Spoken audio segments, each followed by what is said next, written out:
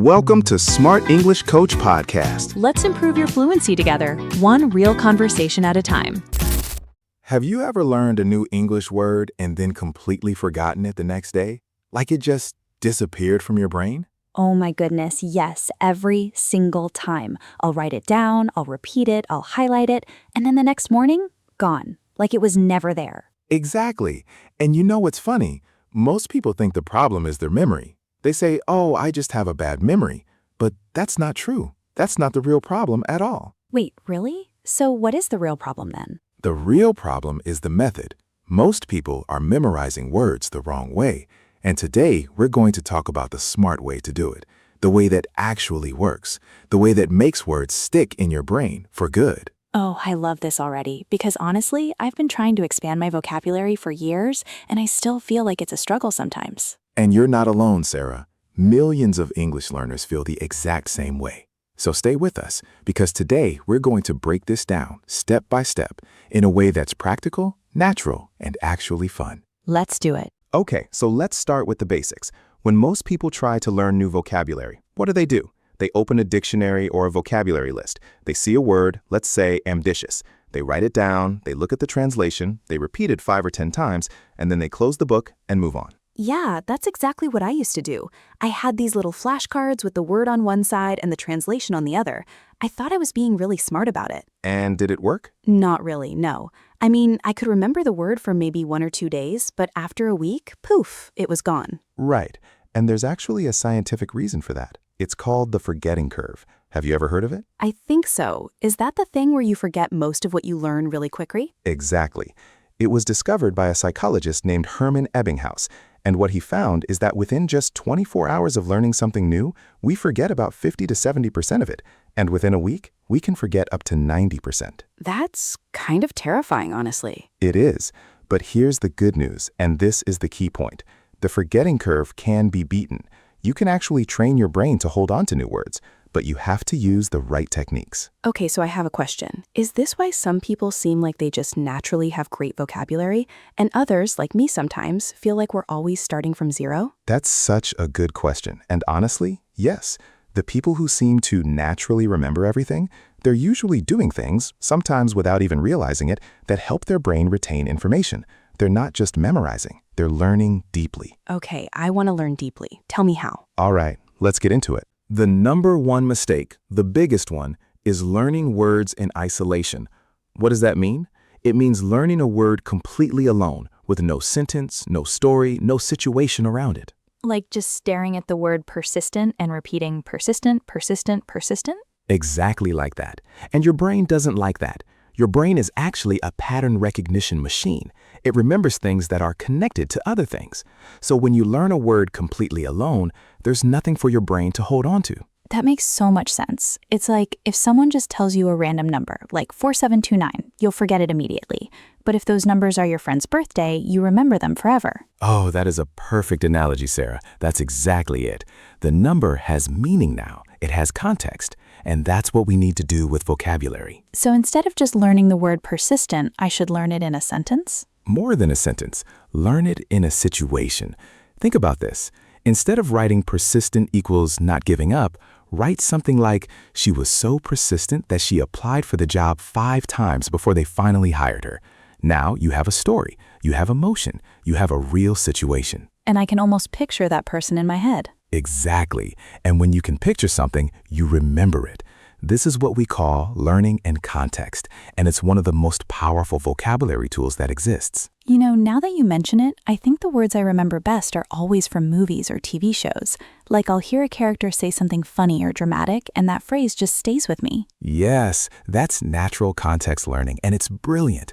The emotion of the scene creates a memory.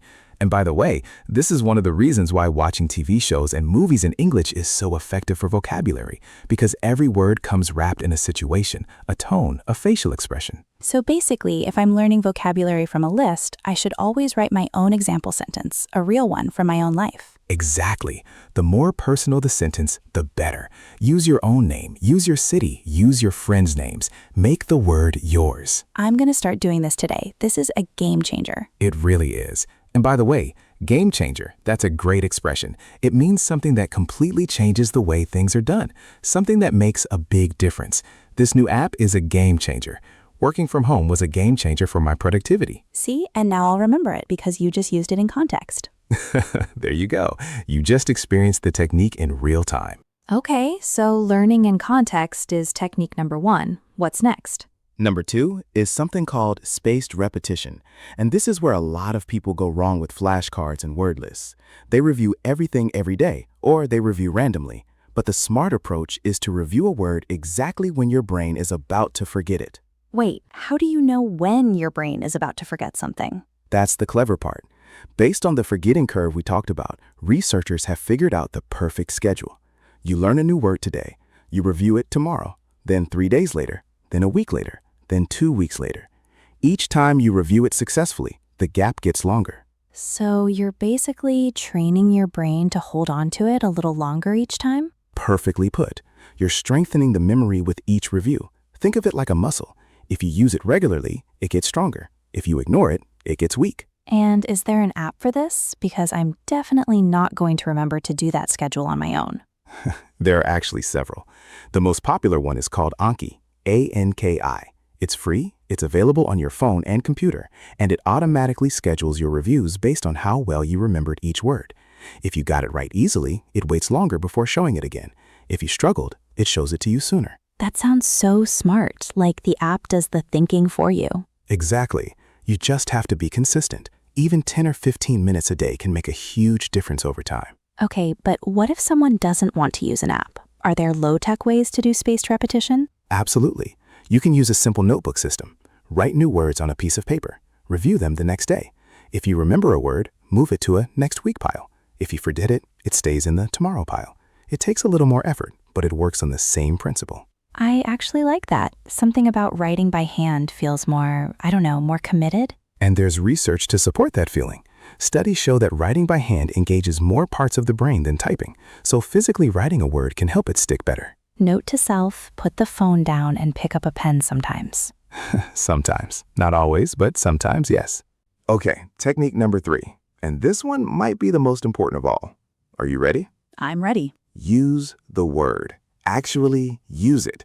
In conversation, in writing, in your head.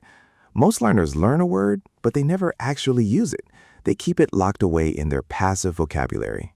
Oh, passive vocabulary. What exactly does that mean? Great question. There are 2 types of vocabulary. Passive vocabulary, these are words you can understand when you read or hear them, but you don't use them yourself. And active vocabulary, these are the words you actually use when you speak or write. And most people have a much bigger passive vocabulary than active vocabulary? Exactly right. In fact, research suggests that the average English learner's passive vocabulary can be 2 or 3 times larger than their active vocabulary. That's actually kind of frustrating when you think about it. Like, you know the word, but you still can't use it. Right. And the reason is that recognizing a word is a different skill from producing it. It's like the difference between recognizing a piece of music and being able to sing it from memory. Very different. So how do you move a word from passive to active? You force yourself to use it. 3 practical ways. First, when you learn a new word, use it in conversation on the same day, even if it feels a bit awkward. Second, keep a vocabulary journal where you write short paragraphs using your new words. Third, and this is a fun one, try to challenge yourself to use 3 new words every single day. 3 words a day. That sounds manageable. It is. 3 words a day is over 1,000 words a year. If those are active, usable words, that's an enormous improvement in your English. Okay, can we try it right now? Can you give me a word and I'll try to use it? Oh, I love this idea. Okay, the word is elaborate. As an adjective, it means detailed and complicated. As a verb, it means to explain something in more detail. Can you elaborate on that? Meaning, can you explain more? Okay, let me try. The plan was quite elaborate. It involved 3 different teams, 2 cities, and a lot of coffee. Perfect. That was great. And by the way, a lot of coffee, very relatable for many people. Isn't it always? All right, technique 4. This one is a bit more creative, but it's incredibly powerful. Make emotional and sensory connections to new words. What does that mean exactly? So we know that the brain remembers things better when there's emotion attached to them. Think about your strongest memories, the ones that are crystal clear in your mind, even from years ago. What do most of them have in common? They were emotional, something funny or scary or really beautiful or a big surprise. Exactly. Your brain basically labels emotional experiences as important. Save this. So if we can attach an emotion to a new word, the brain will save it more easily. But how do you make a vocabulary word emotional? A few ways. One technique is called the memory palace, or the method of loci. You imagine a place you know really well, your home, your school, your neighborhood, and you mentally place each word you want to remember somewhere in that place. But you don't just place it quietly, you make it dramatic, strange, funny, or shocking. Oh, like if I want to remember the word serene, which means calm and peaceful, I might imagine my kitchen completely flooded with water, but perfectly still and silent. Yes, that's a wonderful example. The unusual, surprising image makes it memorable. Serene, calm, flooded kitchen that's somehow completely peaceful. That's weird enough to stick. I would definitely remember that image. And another technique, connect the word to a personal feeling or a real memory you already have. So for the word nostalgic, which means feeling a warm, slightly sad emotion when you remember the past, think of a real moment in your life when you felt that exact feeling, maybe a childhood memory. Now, every time you think of that memory, you'll think of nostalgic. That's beautiful, actually. It's like you're weaving new words into your life story. I love that way of putting it. Weaving words into your life story. That's exactly what deep vocabulary learning feels like. You know, I'm going to be honest, nobody taught me vocabulary like this. In school, it was always just, here's the word, here's the definition, memorize it for the test. And that approach works for the test, but it doesn't build real fluency. Real fluency comes from words that live inside you, not just words you've temporarily stored. Words that live inside you. I really like that phrase. Okay, so we've covered context, spaced repetition, using words actively, and making emotional connections. Is there a fifth technique? There is, and this one can dramatically speed up your vocabulary growth. It's about learning word families and collocations. Okay, let's take those one at a time. Word families first. A word family is a group of words that all come from the same root. So instead of learning just one word, you learn several at once. For example, the word create. From that one root you get create, creation, creative, creatively, creativity, creator, recreate, recreation. That's 8 words from one root. Oh, wow. So instead of learning 8 separate words, you learn one pattern and you get 8 for the price of one? Exactly. And once you understand the pattern, like knowing that chin usually turns a verb into a noun, or if turns something into an adjective, you can start guessing the meaning of words you've never seen before. Like if I know the word direct, I can probably guess direction, directive, director, directly. Perfect. You're building vocabulary intelligently now. You're not just collecting words one by one, you're understanding the system behind English. Okay, and collocations. I've heard this word before, but I'm not 100% sure I understand it. A collocation is a word that naturally goes with another word. Native speakers say certain combinations so often that they sound natural together. But if you use the wrong combination, even if the grammar is correct, it sounds a bit strange. Can you give an example? Sure. In English, we say make a decision, not do a decision. We say heavy rain, not strong rain. Even though logically, strong rain might make sense. We say take a break, not have a break in American English, although in British English you might hear have a break. We say pay attention, not give attention. Oh, this is something I definitely struggle with. I'll sometimes say something and a native speaker will give me this little look, like, that's almost right, but not quite. The famous almost right but not quite look, yes. And usually it's a collocation issue, not a grammar issue. Your grammar is perfect, but the word combination just doesn't sound natural. So how do I learn collocations? The best way is exposure. Lots of reading and listening to natural English, because collocations are about frequency and habit, but you can also deliberately look them up. When you learn a new word, search for common collocations of word, and you'll find lists. For example, what goes with decision? Make a decision, tough decision, final decision, informed decision, snap decision, which means a very quick, sudden decision. I love snap decision. That really captures the feeling. Like, snap, you just decided without thinking. Exactly. And now you've learned both the word and the collocation. That's the goal. So we've got 5 solid techniques. But here's the thing. Knowing techniques isn't the same as actually doing them consistently. I feel like that's where I always fall apart. I'll start something, do it for a week, and then life gets busy and I forget about it. You're describing pretty much every English learner on the planet. And honestly, that's the hardest part. Not the learning itself, but making it a habit. So what's the secret to staying consistent? A few things. First, make it small. The biggest mistake people make is starting too big. They say, I'm going to learn 20 new words every day, and they do it for 3 days and then burn out completely. I have absolutely done this. We all have. But if you start with 3 words a day, just 3, it's almost impossible to fail. And once you've done it for 30 days, it becomes automatic. It becomes part of your routine, like brushing your teeth. Habit stacking? Isn't that the idea of attaching a new habit to an existing one? Exactly. So you might say, every morning while I drink my coffee, I will review my vocabulary app for 10 minutes. The coffee is the trigger. The review is the new habit. Over time, one automatically leads to the other. I do listen to English podcasts while I'm cooking or commuting. Is that a good habit for vocabulary too? Incredible habit. Passive listening builds vocabulary without you even realizing it. You're absorbing pronunciation, rhythm, collocations, expressions, all at once. It's like soaking up the language. Soaking up. That's a nice phrasal verb. It is. Soak up means to absorb gradually, like a sponge. She soaked up the information. He soaked up the atmosphere of the city. It's commonly used for learning, experiences, and also literally, like a cloth soaking up water. And now I'll remember it because you used it in context. We keep coming back to technique 1. Because it's that important. Context is everything. Okay, let's talk about mistakes. What are the most common mistakes people make when trying to memorize vocabulary? Oh, good idea. Let's do a quick rundown. Mistake number 1, learning too many words at once. Your working memory can only handle a certain amount of new information at a time. If you try to learn 50 words in one session, you'll probably retain almost none of them. Quality over quantity. Exactly. 5 words learned deeply is better than 50 words learned superficially. And superficially means at the surface, not deeply. She only studied superficially, so she forgot everything the next day. Good word. Mistake number 2. Only studying, never using. We talked about this, but it's worth repeating. If you only ever read and listen, your vocabulary will stay passive. You need to speak, write, and produce the language. And mistake number 3. Translating everything into your native language instead of thinking in English. This is a trap a lot of learners fall into. Every time you hear an English word, you translate it in your head before you understand it.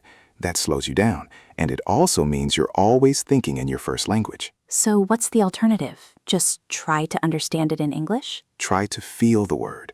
Try to understand it through context and image, not through translation. For example, if someone says it's sweltering today, sweltering means extremely hot and humid. Don't translate it. Just picture the feeling, the heat, the humidity, the sticky air. Now you feel the word, not just know it. That's a real shift in mindset. It is, and it takes practice. But the more you do it, the more naturally you'll start thinking in English, and that's when fluency really starts to take off. Take off. To start progressing rapidly? Exactly. Like a plane taking off. Your English suddenly accelerates. You feel the difference. Okay, let's quickly recap everything we've covered today because I want all our listeners to walk away with a clear action plan. Yes, let's do a summary. Technique 1. Learn words in context, not in isolation. Always attach a word to a situation, a sentence, a story. And make it personal. Use your own life in the example sentence. Technique 2. Use spaced repetition. Don't review everything every day. Review words at increasing intervals so your brain builds stronger memories. Apps like Anki make this super easy, and even a simple notebook system can work. Technique 3. Use the word. Move it from passive vocabulary to active vocabulary by speaking and writing with it as soon as possible. Aim for 3 new words a day in real use. Technique 4. Make emotional and sensory connections. The memory palace, personal stories, vivid images, these lock words into your long-term memory. The stranger or more emotional the image, the better it sticks. And technique 5, learn word families and collocations. Don't just learn the word, learn how it behaves. What words does it go with? What forms does it take? Think about the whole word ecosystem, not just one lonely word standing alone. Word ecosystem. I like that. I'm learning from you. What can I say? Let's quickly go over some of the expressions and vocabulary we use today that are worth noting down. Great idea. First one, game changer. Something that completely changes the way things work. Spaced repetition was a game changer for my vocabulary. Fall apart, to stop working, to fail to keep going. I always fall apart after the first week of a new study habit. Snap decision. A very quick, sudden decision made without much thought. I made a snap decision to quit, and it was the best choice of my life. Soak up, to absorb gradually. Living abroad really helps you soak up the language. Take off, when something suddenly progresses rapidly. Once she started using these techniques, her vocabulary really took off. Superficially, at the surface, not deeply. If you only study superficially, you won't retain much. And elaborate. As a verb, it means to explain in more detail. Could you elaborate on that point? Great. All of those are natural, everyday expressions that native speakers use regularly. Try to use at least one of them today. You know, I feel like every episode I learn so much, not just about English, but about how to learn English. Does that make sense? It makes perfect sense. And that's exactly what this podcast is about, helping you become a smarter, more confident English learner, not just memorizing words, but understanding the language deeply. If you're enjoying these conversations, please hit that like button and subscribe to the channel. We put out new episodes regularly, and every single one is designed to help you improve your English in a natural, enjoyable way. And don't forget to turn on the notification bell so you never miss an episode. We'd love for you to be part of our growing community of English learners from all around the world. Now it's your turn. We have a few questions for you to think about and answer in the comments. These are great speaking and writing practice opportunities. Question 1. Which of the 5 techniques we talked about today are you going to try first? Let us know in the comments below. Question 2. What is the most interesting English word you've learned recently? Tell us the word, the meaning, and use it in a sentence. And question 3. Do you have your own personal trick for memorizing vocabulary? We'd love to hear it. Share it in the comments. You might help someone else. We always read your comments, and sometimes we feature your answers in future episodes, so don't be shy. Write something, even if you make a small mistake. The practice is what matters. Absolutely. There's no such thing as a perfect learner. There are only learners who keep going and learners who give up. And you're the kind who keeps going. Well said. Michael, this was honestly one of my favorite conversations we've had.